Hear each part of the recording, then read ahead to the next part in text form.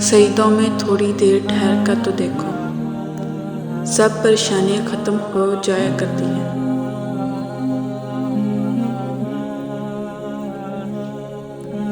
جو کہانی اللہ کے سپرد کی جاتی ہے، اس کہانی کا اختتام اداس نہیں ہوتا۔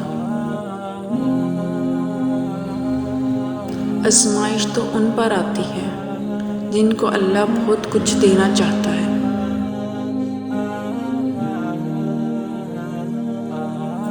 انسان کو کبھی بھی امید نہیں چھوڑنی چاہیے۔ تقدیریں بھی بدلیں گی اور انشاءاللہ دعائیں بھی قبول ہوں گی۔ اور اگر کبھی امید ٹوٹنے لگے تو یہ آیت یاد رکھیں، ہم دیکھ رہے ہیں تمہارا بار بار آسمان کی طرف منہ کرنا۔ یقیناً وہ وقت بہت ہی قریب ہے کہ جب تمہارا رب تمہیں خوش کرنے میں کوئی کسر نہیں چھوڑے گا، بالکل ویسے ہی جیسا کہ تم نے اس کی رضا کے لیے اپنی خواہشات کو قربان کرتے ہوئے اپنے صبر سے اسے راضی کرنے میں کوئی کسر نہیں چھوڑی۔ جب تم صبر کرو گے نا تو راستے خود تمہارا رب بنائے گا۔ اس نے کہا ہے نا، وہ صبر کرنے والوں کے ساتھ ہے۔ تو جب رب ساتھ ہے تو اس سے زیادہ خوشی کی بات، حوصلے کی بات تمہارے لیے کیا ہو سکتی ہے؟ اس کائنات میں صرف اللہ کی رحمت ایسی ہے جہاں کچھ مانگنے کے لیے اگر جیب میں کوئی نیکی نہیں تو آپ ہاتھوں میں آنسو رکھ کر جو چاہے لے جائیں۔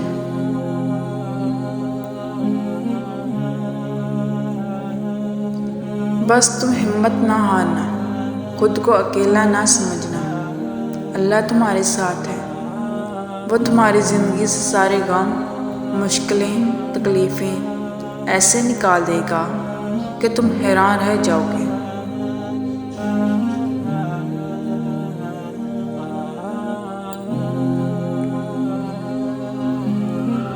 ہر وقت اپنے اللہ سے دعا مانگتے رہا کرو، پتہ نہیں کون سا لمحہ قبولیت کا ہو۔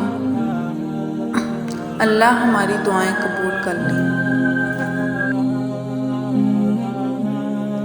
زندگی اتنی سستی نہیں ہے کہ اسے لوگوں کے تلخ رویے کی وجہ سے ہار دی جائے۔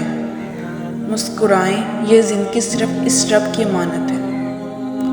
شکر ادا کریں کہ آپ سے محبت کرنے والا کوئی عام نہیں بلکہ کائنات کا مالک ہے۔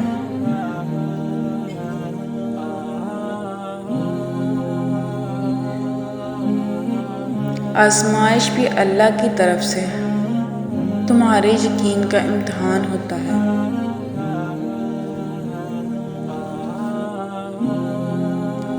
سنو، تمہارا رب سب سنبھال لے گا، اس پر یقین رکھو۔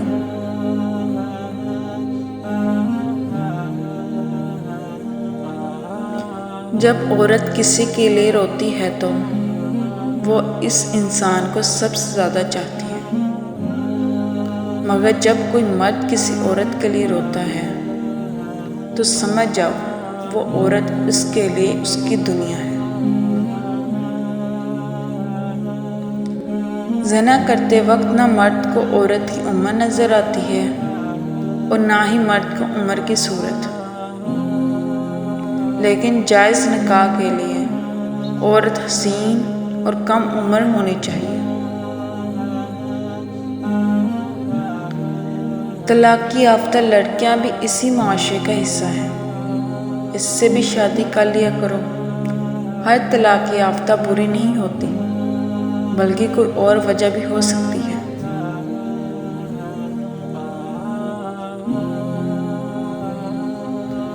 ماں باپ کا گھر بھی اگر تانوں سے بھر جائے تو بتائیں بیٹے کہاں جائیں۔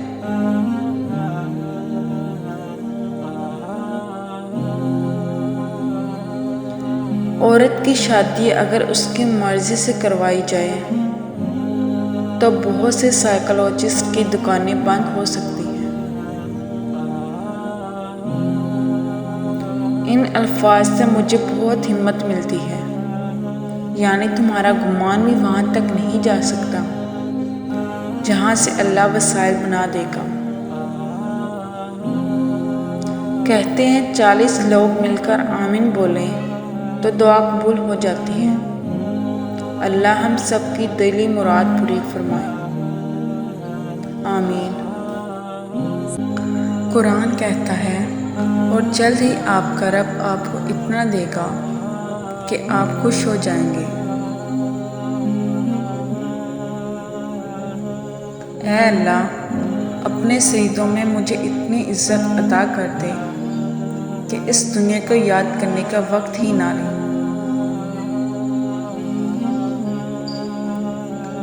اچھا کھاتے ہو، اچھا پیتے ہو، اچھا پہنتے ہو، بیماری سے پاک ہو، کسی کا محتاج نہیں ہو تو کہو الحمدللہ۔ اللہ کی محبت جب اللہ سے ہو جائے تو ملاقات کی طرف فجر سے شروع ہوتی ہے اور عشاء پر ختم ہوتی ہے۔ جب تمہیں گناہ کے بعد ندامت ہو تو سمجھ لو کہ اللہ نہیں چاہتا کہ تم اس راہ پہ چلو۔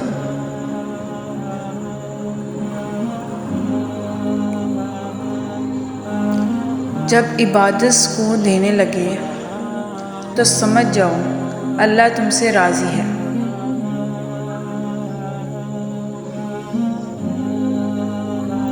نامحرم کی محبت کی تلخیوں سے بہتر آپ اللہ کی محبت کی مٹھاس حاصل کر لو۔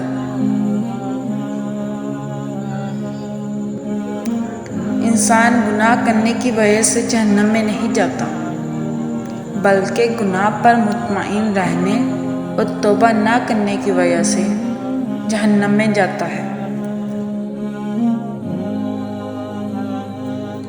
گناہ کے چھوٹا ہونے کی طرف نہ دیکھو، بلکہ یہ دیکھو کہ نافرمانی کس کی کر رہی ہو۔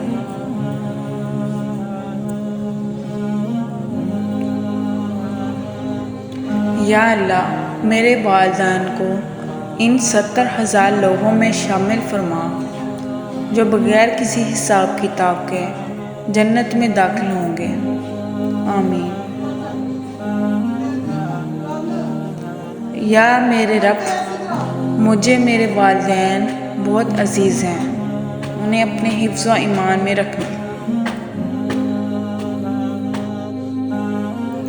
حالات ایسے ہیں کہ اس وقت دل کی کیفیت کوئی نہیں سمجھ سکتا رب کے سوا۔